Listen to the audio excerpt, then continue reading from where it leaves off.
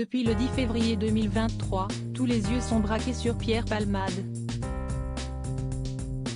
Et pour cause, l'humoriste a été mis en examen pour homicide involontaire suite à l'accident de voiture qu'il a causé. Sous l'emprise de stupéfiants, le comédien a percuté un autre véhicule, blessant grièvement le conducteur et les deux passagers.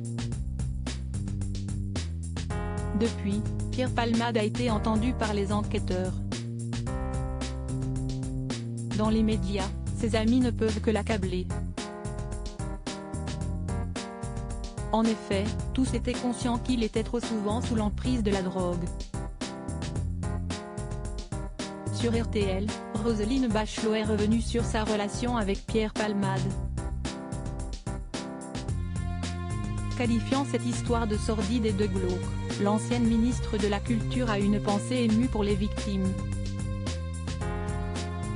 La notion d'homicide involontaire est intolérable pour les familles, s'indigne-t-elle, réclamant plutôt la reconnaissance d'un homicide routier.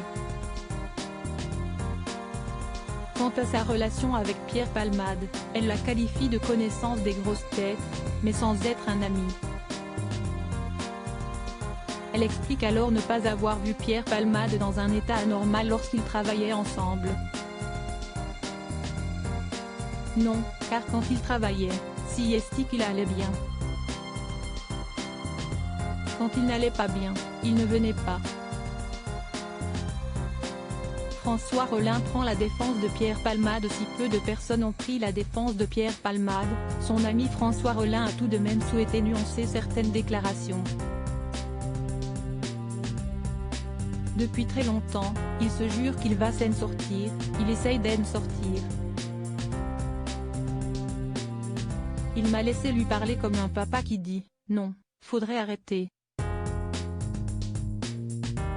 Oui, mais je veux arrêter. Ça y est, je suis sorti de là. » Et puis 15 jours après, on a un rendez-vous où je lui téléphone. Je suis un peu retombé dedans, a raconté François Rollin.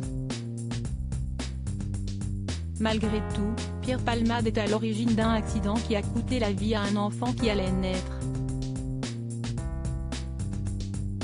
Le conducteur est quant à lui polytraumatisé et son fils de 6 ans, a le visage meurtri à vie.